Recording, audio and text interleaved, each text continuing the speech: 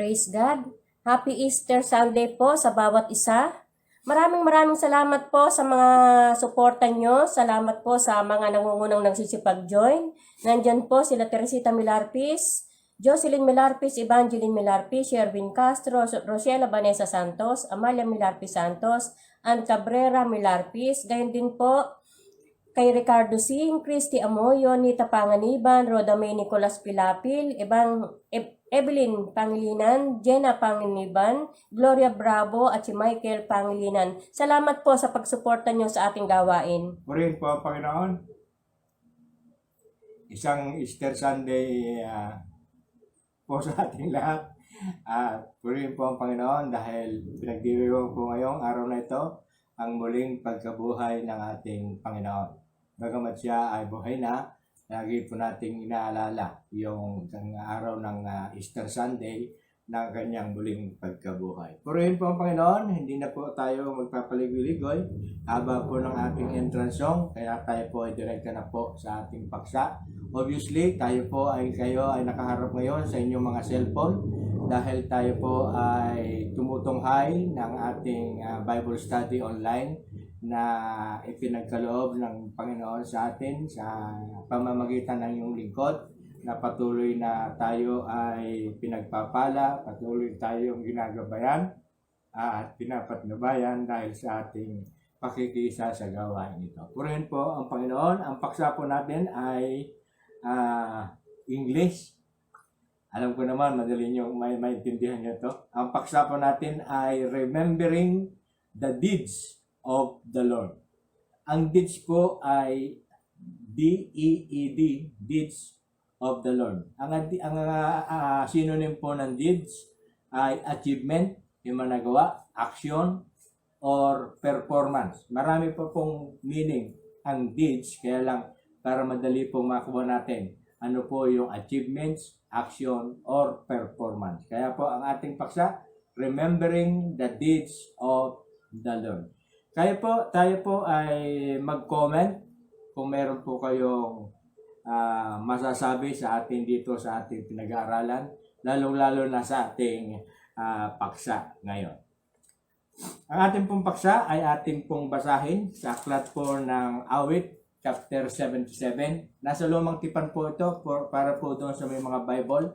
Makibukas po kayo sa Awit, chapter 77, umpisa po ng 1 to 14. Kaya nga po sabi ko, hindi na po tayo mag-uusap ng matagal, magkakamustahan. Alam ko naman na kayo ay nasa mabuting kalagayan. Diretso na po tayo sa ating pagbasa ng ating teksto. Sabi po sa verse 1, Sa Diyos ako ay tumawag at dumaing ng malakas, ganoon ang aking daing upang ako'y dinggin agad.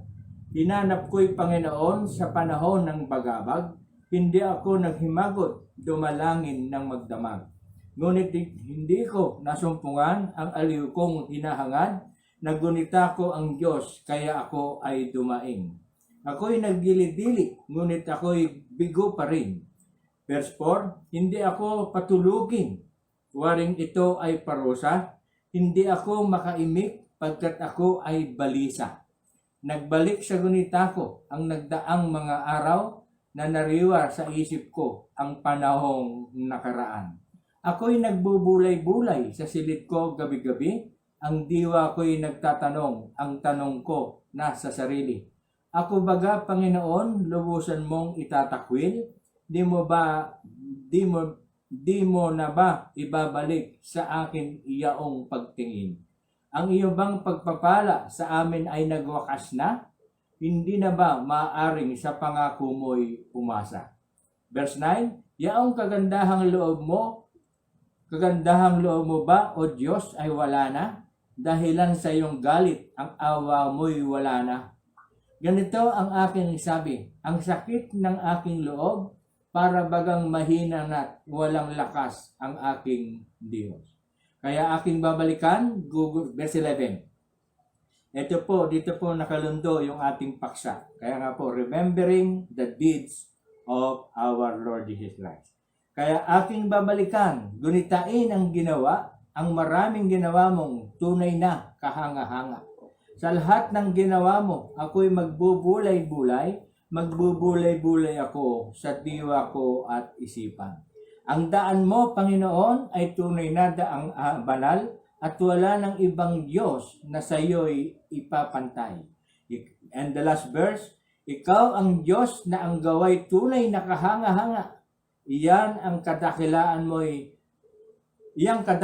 mo'y nahayag na sa lilikha. Amen. Praise God. Kaya nga po, yung sabi natin, remembering the deeds of our Lord. Kaya sabi sa 14, ikaw ang Diyos na ang gaway tunay na kahanga-hanga. Iyang kadakilaan mo'y nahayag na sa lilikha. Purihin po ang Panginoon. Tayo po ay manalangin. Banal at dakilang Diyos na makapangyarihan sa lahat. Muli nga po, Panginoon, kami nagpapasalamat sa araw na ito, ng araw ng iyong pinagdiriwang namin, ang iyong muling pagkabuhay. Tunay nga po, Panginoon, na sa aming pagdiriwang na ito, nananalig kami at nananampalataya na ikaw nga po, Panginoon, ay namatay sa amin at muling nabuhay upang kami nga po, Panginoon, ay magkaroon din po ng ganoong sa aming mga buhay. Ang magkaroon din po ng buhay na muli sa pamamagitan mo. Lord, sa hapong po ito, ipinagpapasalamat po namin sa iyo, Panginoon, ang aming natunghayang teksto. Tunay nga po, Panginoon, na ito nga po ay yung napagpala. At patuloy nga po, Panginoon, ay tinataas po namin sa iyo ang aming gawain ito. Samahan niyo po kami ng iyong Santo Espiritu upang ang lahat po ng aming pinag-aaralan ay tumimo sa pinakamatabang parte ng aming katawan. Ganyan din po itinataas ko sa iyo, Panginoon, ang lahat po ng tutunghay, tumutunghay at tutunghay pa ng aming gawain ito. Lalong-lalo na, Panginoon, ang pamilya Milarpis na nasa San Miguel, Bulacan, sa pangunguna po ni Nanay Belia Milarpis at ang kanyang mga anak, mga apo at mga manugang, ganun din po ng kanilang mga kaanak.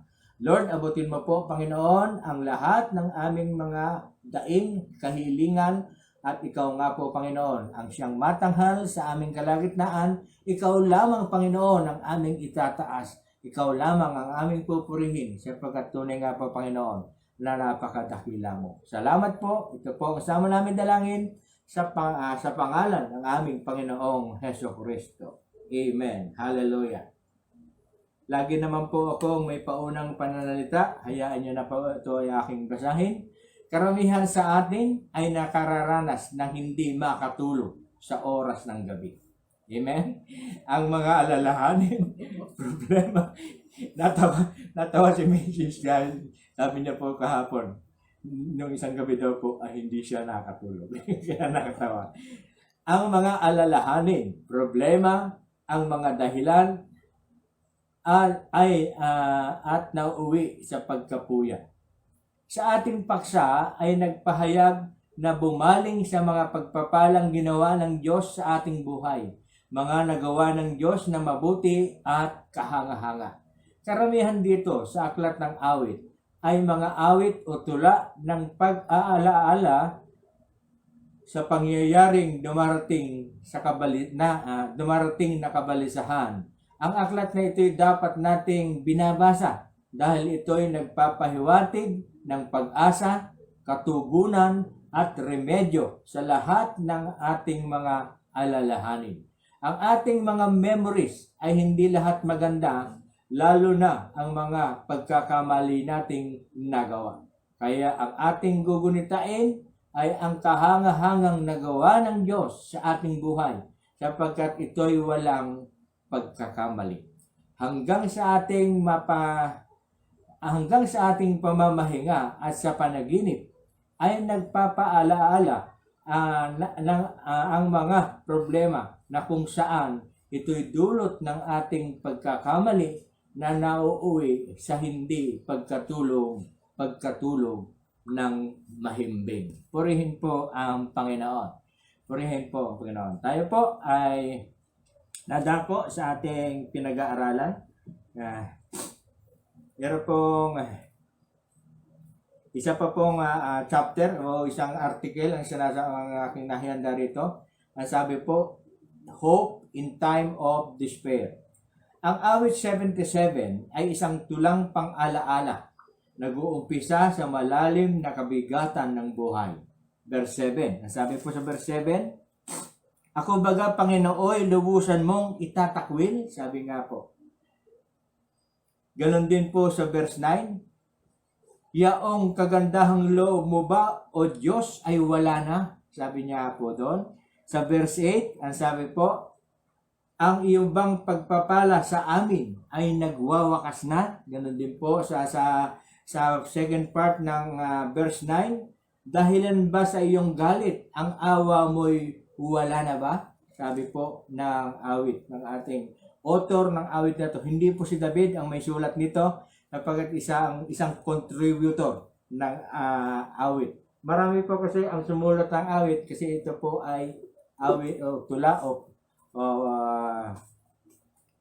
poetry. Kaya nga po ito ay marami pong contributor, hindi lamang po si David. Pero halos si David po ang sumulat. Around 80% kay Haring David ang may sulat nito. Ang sabi po, ngunit ang isipan ay bumaling sa paggunita ng mga nagdaang panahon na nariwa ang lahat sa nakaraan. Sa awit 77, 78, 105, 106 ay nagtala ng mga karanasan ng mga Israelita sa kanilang pag-aalaala sa ginawa. Excuse me po. Ay nagtala sa mga karanasan ng mga Israelita sa kanilang pag-aalaala sa ginawa ng Diyos sa kanila. Pati ang Passover. Ano po ba yung Passover? During po na excuse me po ulit. Alam niyo po yung Passover, during na ilalabas po ng Diyos ang mga Israel, ay nagpadala po ng salot ang Panginoong Diyos para nga po mapapayag ang parao ng Egypt. Ano po? Pero lahat po ng binilin po sa mga Israel ay magpahid ng dugo ng hayop sa kanilang mga pinto at sila po ay para malagpasan. Kaya nga tinawag po ng Passover. Malagpasan po ng salot ang kanilang tahanan. Amen? Yun po ay paalala na yung sa pagtagis ng dugo ng ating Panginoong Jesucristo, tayong sumasampalataya ay meron ding Passover. Ang kamatayan ay lalagpasan tayo kapag dahil sa dugo ng ating Panginoong Jesucristo. Amen. Pati ang Passover ay kanilang ginawa ng anibersaryo upang ito'y hindi mawaglit sa kanilang kaisipan. Dahil din dito, ang araw ng pagkabuhay na muli, ngayon nga po, ng ating Panginoon ay ating sineselebrate sapagkat dahil sa kanyang muling pagkabuhay ay patunay na lahat ng kanyang tagasunod ay makararanas ng muling pagkabuhay. Magkatulad ang Passover at Easter ay pinagdiriwang ng kalayaan mula sa pagkakaalipin at kamatayan. Purihin po ang Panginoon. Ang sabi po sa verse 10 to 12, ang sabi po, paminsan-minsan, nakakasumpong tayo, sabi po sa 77, paminsan-minsan ay nasusumpungan ng matatapat na mananampalataya ang kanilang sarili sa hindi magandang pangyayari. Ngunit kung magkagayon, ang dapat nilang gawin, ang ginawa ng salmistang ito, patuloy na tumawag sa Diyos araw at gabi habang inaalala ang mga nakaraang gawa ng pag-ibig ng Diyos. Sa kaganapan ng kapahayagan ng Diyos sa kanyang buktong na anak, muli niyang tiniyak sa atin na kung naipagkaloob niya sa atin ang kanyang anak, hindi ba niya ipagkakaloob sa atin ang lahat ng bagay kasama ng kanyang anak. Amen? Sabi po sa Roma 8, Sabi po sa Roma 8:31 to 35, ang sabi po, Ano pa ang masasabi natin tungkol dito? Kung ang Diyos ay panig sa atin, sino ang laban sa atin? Hindi niya ipinagkait ang sarili niyang anak, kundi ibinigay para sa ating lahat. Kung naipagkaloob niya sa atin ang kanyang anak, hindi ba niya ipagkakaloob sa atin ang lahat ng bagay kasama ng kanyang anak?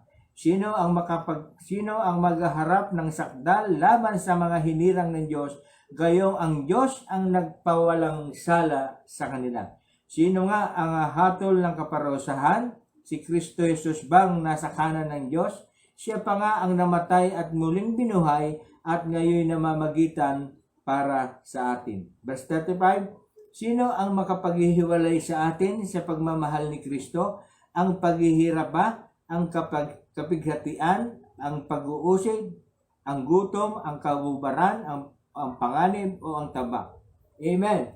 Yun nga po, yung pinag-uusapan natin, yung sa verse 10, ang sabi po sa verse 10 and to 12, ano po sabi po? Ganito ang aking sabi, ang sakit ng aking loob para bagang mahina na't wala ng lakas ang ating Diyos. Nawawala na po ng pananalig yung taong nagsulat nito. Kaya nga po nabanggit niya ito, kasi sa 11, kaya't aking ibabalikang gunitain ang ginawa, ang maraming ginawa mong tunay na kahanganga. Binasa po natin yung sa Roma, kaya nga po, dahil nga po ba sa problema, tayo ay bibitaw sa pananampalataya, kaya nga po sinasabi doon sa Roma, sino po ang makapaghihiwalay sa atin? Gutom, kapighatian, problema, kahirapan, yun po ba? Kaya nga po yung mga tao sa Salmo, inumpisahan niya sa problema. Ano po? Kaya hindi raw po siya makatulog. Dahil nga po, umuukit sa kanyang kaisipan, yung alalahanin, kabigatan ng buhay, matutulog na lamang, talagang hindi pa siya iniiwanan ng problema, ng kabigatan sa buhay. At lahat po ng mga hadlang para nga po siya ay makatulog ng mahimbing. Yun po ang kanyang naaalala. Kaya nga po sabi nga po doon, ang verse 10, ang sabi po, ay ang kawalan ng pananampalataya sa kapangyarihan ng Diyos. Ang sinasabi po sa verse 10, yung kawalan ng pananampalataya sa Diyos. Kaya nga sabi niya doon ganito ang aking sabi, ang sakit ng aking loob, para bagang mahina na't wala ng lakas ang aking Diyos. Mawawalan ba ng lakas ng Diyos? Parang nawala na siya ng pananampalataya sa Diyos sa kabigatan ng kanyang dinadala. Sabi po sa Lucas, ating pong basahin ang Lucas 17, verse 5 to 6. Sinabi ng mga apostol sa Panginoon, dagdagan po ninyo ang aming pananalig sa Diyos. Tumugon ng Panginoon, kung maging silaki man lamang ng butil ng mustasa ang inyong pananalig sa Diyos, masasabi ninyo sa puno ng sikamorong ito, mabulot ka at matanim sa dagat, at tatalima ito sa inyo. Amen? Kaya nga po, yun nga po, kung meron man lamang tayong gabutil na pananampalataya, Gabutil ng mustasa. gabutil na buto ng mustasa na pananampalataya, hindi tayo mawawalan ng tiwala sa Diyos. Hindi natin mababanggit sa Diyos, wala lang bang lakas ang Diyos? Take note, dahil sa laki ng problema ng tao niyon, dahil naapektuhan na pati ang kanyang tulog, ay nasisi pa ang Diyos sa kanyang problema. Amen? Sa verse 11 to 12, ang paggunita sa kahangahangang ginawa ng Diyos. Nasabi po nga, kaya sabi sa 11, kaya aking babalikang gunitain ang ginawa, ang maraming ginawa mong tunay na kahanga-hanga. Kaya pag ganito po pala may problema, imbis nating isipin yung problema, isipin natin lahat ng nagawa ng Diyos sa atin. Amen. Amen, di ba ba? May problema ka ngayon, pero hindi mo alam, nagising ka kaninang umaga. Malakas. Malakas. Malusog. May hininga. Nakita mo ang muli ang araw. Ang ganda ng paligid. Yun po, dapat mo nalalahanin yun. Sa kabila na may problema ka, tingnan niyo po yung ginagawa ng Diyos. Tumingin po kayo sa paggising niyo sa umaga, makikita mo, wow, the sun, ang ganda ng sunrise. Aabangan ko mamaya sa sunset. Yung mga bagay na nagawa ng Diyos, hindi lamang po sa natural nating nakikita. Yung mga bagay na nagawa ng Diyos sa inyong buhay. Amen? Yung mga nakamit niyong pagpapala, yung mga kasaganahang nakamit ninyo, alalahanin niyo po yun. Palitan niyo po yung alaala para kayo ay makatulog. Amen? Amen. Sabi nga po, paggunita sa kahangahangang gawa ng Diyos. Sabi po sa unang Kronika, chapter 16, verse 18 to 15. Ang sabi po, alalahanin po natin ang mga mabubuting nagawa ng Diyos. Mag-ukol ng pasasalamat at si Yahweh ay tawagan, ang lahat ng gawa niya sa lahat ay ipaalam. Umawit ng pagpupuri at siya ay parangalan, ang kahangahangang gawa niya ay ibalita kahit saan. Dapat tayong mga galak pagkat tayo'y kanyang bayan, ang lahat ng sumasamba ay lubusin ang kagalakan. Dumulog tayo kay Yahweh nang ang tulong niya ay kamtan, dapat siyang parangalan at sambahin araw-araw. Verse 12, gunitain sa tuwina ang kahangahangang gawa, ang matuwid na paghatol at gawang kamangha-mangha. Amen. Si Yahweh ang Panginoon at tagila nating Diyos, ang hatol niya'y nadarama saan man sa san sinukob. Sa 15, tipan niya'y walang hanggay, hindi niya lilimutin. Intipan daw po ng Diyos, hindi niya lilimutin. Kahit libong salin lahi, ito'y kanyang tutuparin. Amen. Alalahanin niyo po yung pangako ng Diyos. Pag tayo po ay merong kabagabagan o kabigatan sa ating buhay, alalahanin natin. Manalangin po tayo at tayo ay mag-alaala, maggunita ng kanyang kahangahangang ginawa sa atin sa noong mga nagdaang alalahanin, yung mga nagdaang araw natin sa ating buhay. Amen? Hallelujah. Sa verse 13 and 14, ang sabi po sa ating pinag-aaralan, sa 13, dadama na po tayo sa 13 and 14, and this is the last. Ang sabi po, sa 13 and 14, ang daan mo, Panginoon, ay tunay na daang banal, at wala ng ibang Diyos na sa iyo'y ipapantay. Amen. Ikaw ang Diyos na ang gawa ay tunay na kahanga-hanga. Iyang kadakilaan mo ay nahayag na sa nilikha. Amen. Ganun din po, babalik po tayo sa unang Kronika, chapter 16. Ngunit ito ang babasahin po naman natin ay mula 23 hanggang 34. Purihin po ang Panginoon. Hallelujah. Ang pinag-uusapan po natin, ang mga kahangahangang gawa ng Diyos. Amen. Sabi po sa 23, awitan ng Panginoon ng lahat sa daigdigan, ang kanyang pagliligtas ipahayag araw-araw. Sa lahat ng bansa, sabihin siya ay dakila, sabihin sa mga tao, makapangyarihan niyang gawa. Si Yahweh ay dakila nga at marapat na purihin, siya ay higit sa mga Diyos ng lupain. Ang alinmang Diyos-Diyosan sa lupa ay walang saysay, liban sa Diyos na lumikha niyong buong kalangitan. Marapat na dakilain siyang marapat at marapat siyang parangalan, saan man siya narooy may lakas at kagalakan. Si Yahweh ay papupurihan ng lahat ng mga bansa, dapat siyang kilalanin na marangal at dakila. Amen. Ang lahat ng kumikilalang dakila ang kanyang ngalan, lumapit ang bawat isa na may haing iaalay. Sambahin ang Panginoon sa diwa ng kabanalan, sa harap niya ay gumalang ang lahat ng mga bansa. Ang sandigan ng daigdig ay matibay niyang ginawa, magalak ang kalangitan, ang daigdig ay matuwa. Si Yahweh ang maghahari, ganito ang ibalita, Magpuri ang karagatan at ang lahat ng naroon. Ang lahat ng kabukiray magpuri sa Panginoon. Umawit sa kagubatan ang lahat ng punong kahoy. Si Yahweh ay papupurihan pagdating at paghatol. And the last verse, 34. Pagkat siya ay mabuti, si Yahweh ay papurihan, ang pag-ibig niyang dulot ay tunay na walang hanggan. Hallelujah. Hallelujah. Yun nga po ang sinasabi po sa verse 14, 13 and 14, mga kahangahangang ginawa ng Diyos. Amen? Dito po sa ating napag-aralan, tunay nga na ang problema ang siyang nagiging dahilan ng hindi natin pagkatulog sa gabi. Pagkabalisa. Kaya nga po yung napag-aaralan po natin, ang advice po ng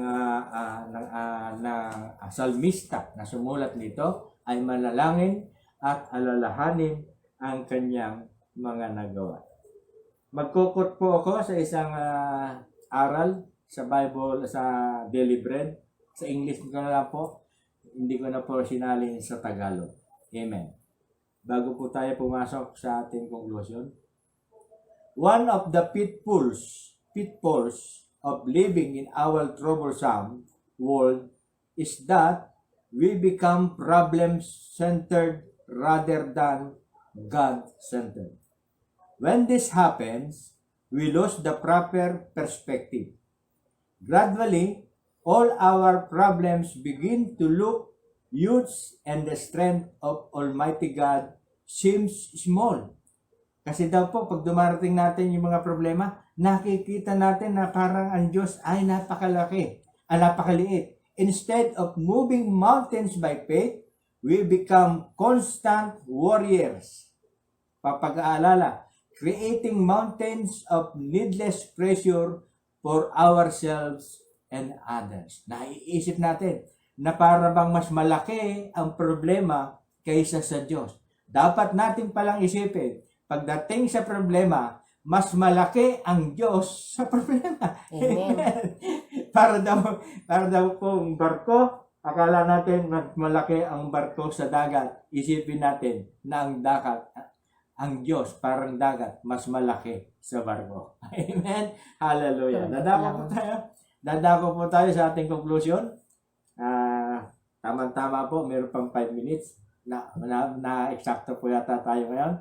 Sabi po, we can recall God's work sa pamamagitan ng kanyang makapangyarihang pagtatagumpay na natala sa Biblia. Isa pong yung natalang pagtatagumpay ng Diyos ay siya ay muling nabuhay na pinagdiriwang po natin. That is our great victorious. Kung nanatili pong patay ang Panginoon, wala na po tayo aasahan. Kasi nga po, yun po, dahil nga po siya namatay at muling nabuhay, makakatulad po niya tayo. Yun nga po, ang isang pagtatagumpay na natala sa Biblia.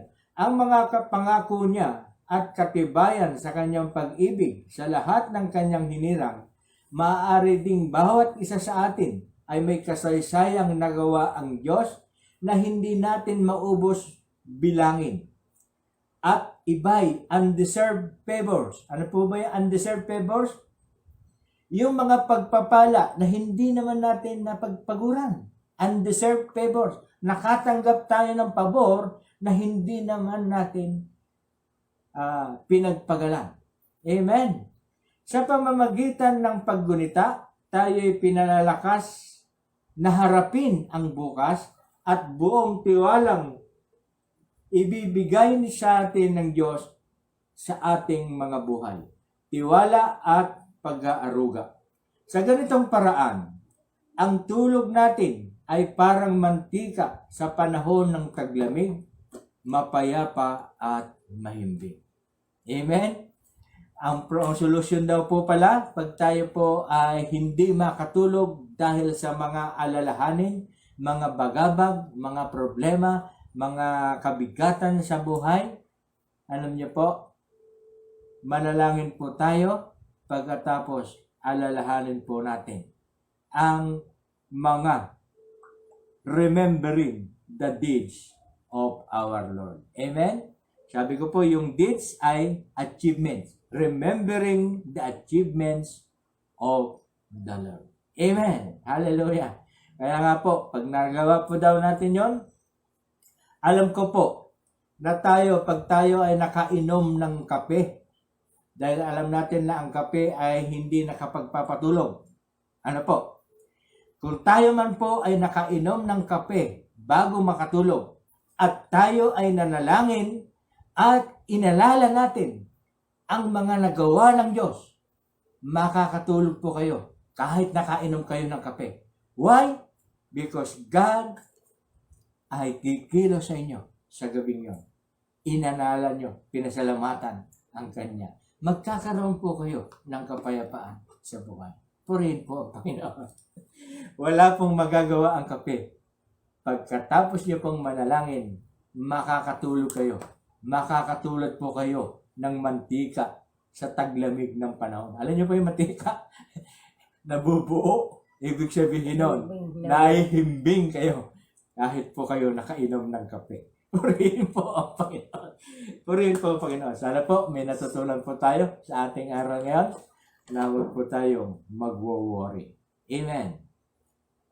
Worry is an absence of faith.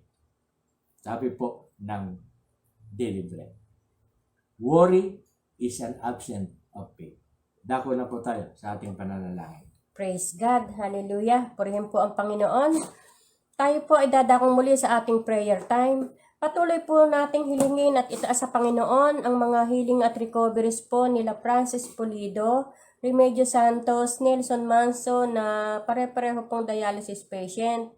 Gayon din po healing at recoveries para kila Merly de Belen Paulino, Violeta Amoyo, Ariel Arroyo, Teresita Sangkate. Gayon din po total recoveries po para kila Saondra Lois Faustino and Baby Sabion. Gayon din po total recoveries kila Teresita Milarpis at Marciana Pajardo. Gayon din po concerns ni John Patrick Castro, nabigyan siya ng Panginoon ng wisdom and strength para po sa kanyang pagtitraining at ingatan din siya ng Panginoon sa kanyang physical at spiritual na buhay.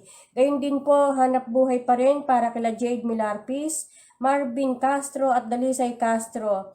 Gayon din po sa ating mga kaanak, kaibigan, kakilala na mga OFW, patuloy po natin silang itaas sa Panginoon at lalong-lalo na po ang magkaroon sila ng maayos na kalusugan at malayo sa virus na dulot ng COVID-19 sa Japan, sa Abu Dhabi, Dubai, Norway, Hong Kong, Jeddah, USA, Australia, Middle East, Canada, Malaysia at Italy. Gayon din po mga concerns ng lahat po nang naka-join sa ating sa mga sandaling ito, mga concerns nila Jocelyn Milarpis, Teresita Milarpis, Evangeline Milarpis, Yarwin Castro, Rochela Vanessa Santos, Amalia Milarpis Santos, Ann Cabrera Milarpis, Aileen Clarice de la Peña, Lenny Cruz, Ricardo Singh, Christy Amoyo, Nita Panganiban, Roda May Nicolas Pilapil, Evelyn Pangilinan, Jenna Panganiban, Gloria Bravo, Michael Pangilinan, Rupina Roque Lorenzo, Efren Nicolas Jr., Gloria Enriquez, Dalia de la Cruz, Marie Robles at Ador Billo. Gayon din po itaas po natin sa panalangin ang pagdiriwang po ng kaarawan ni Lenny Cruz at ni Elvis Salonga. Gayon din po sa lahat ng tumutunghay at tutunghay pa sa ating BS Online at sa mga tumutunghay po sa mga shares nila Evangeline Milarpis, Christy Amoyo, sa share po ni Sherwin Castro, Ann Cabrera Milarpis at sa share din po ni Lenny Cruz. Purihin po ang Panginoon. Purihin po ang Panginoon. Nakita ko po yung active 24. Ang active niya po. Kasama po natin sa ating gawain ngayong hapon. Tunay nga na ang salita ng Diyos ay nakapagbibigay ng kalakasan, pagpapala sa lahat po ng tumutunghay. Sabi ko nga po sa inyo, yung mga late viewer, maabot po tayo ng kulang-kulang na 100. Sa aking listahan sa mga late viewer ay nasa ang late viewer po, maabot po ng 32 plus iba pa po ang mga mga batchmate ko at mga batchmate sa high elementary at batchmate sa high school. Amen. Hallelujah. Tayo po ay manalangin. Patuloy po tayong humiling sa Panginoon. Ito nga po ang gusto niya na tayo ay humiling. Patuloy po tayong lumalapit sa Kanya, hindi lamang sa paghiling, kundi sa pagpapasalamat at pati sa pagpupuri.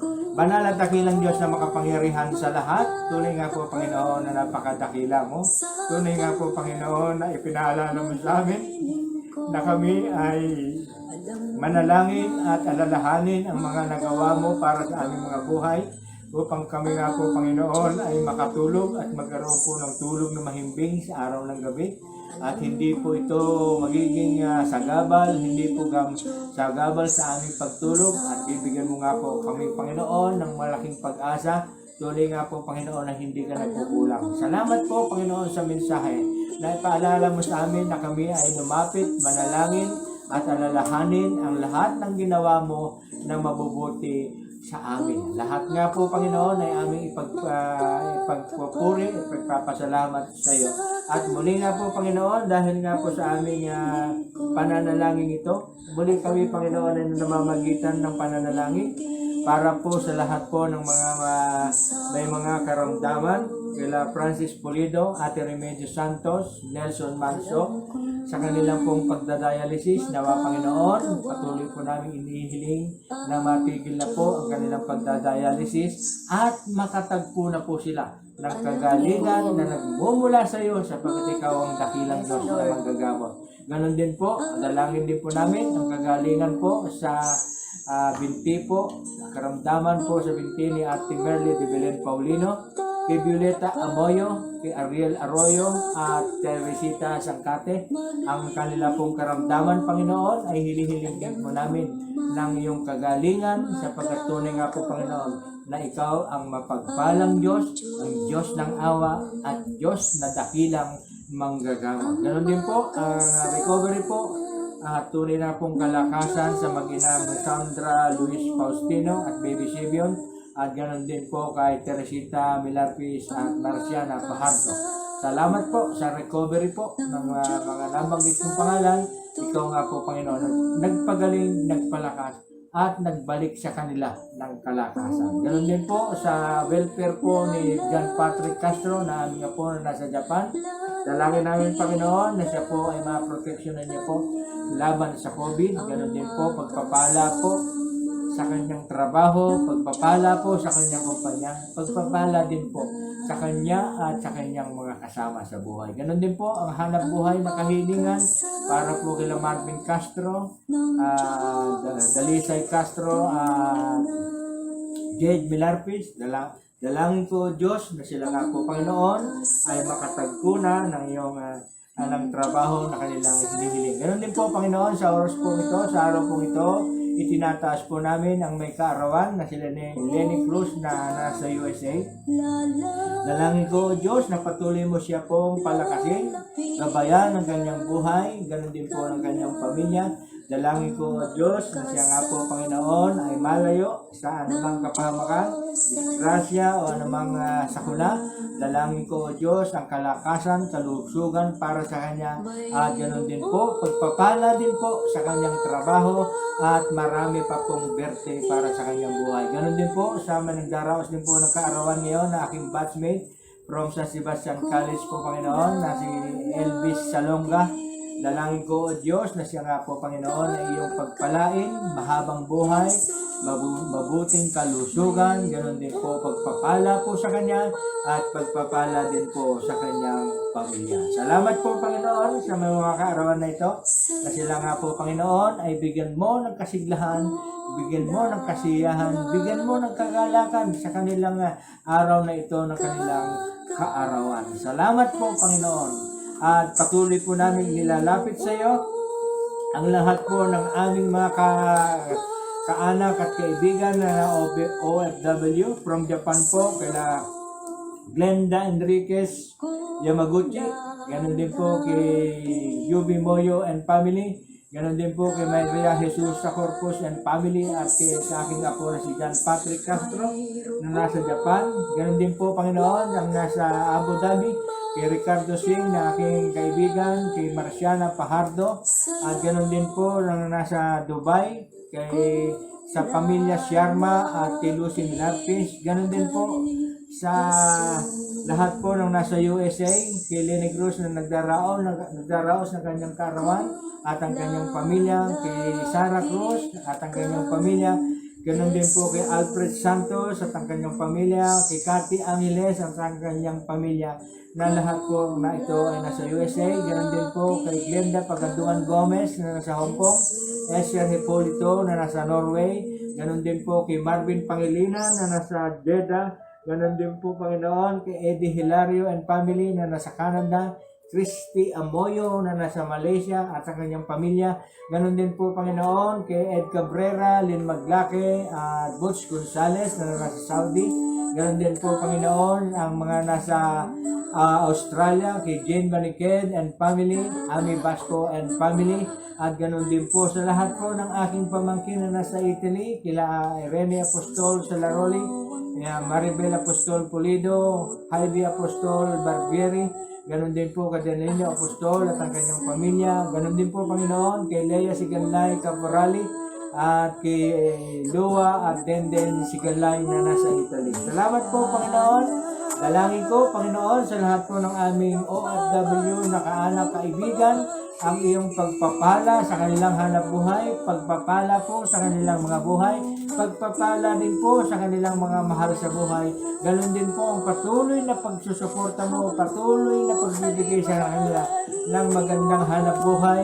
Pagpalain mo po ang kanilang mga trabaho at ganon din po, Panginoon, ang malayo sila sa COVID, Panginoon. Salamat po, Panginoon, at patuloy po namin nilalapit sa iyo ang aking mga batchmate from elementary and high school na sumusuporta at gumagabay ng aming sumusuporta at tumutunghay ng aming gawain na ito ng Bible Study Online. Ganun din po ang lahat po ng aming mga kaibigan, kaanak na nakalista po sa papel na ito na aming babanggitin mamaya.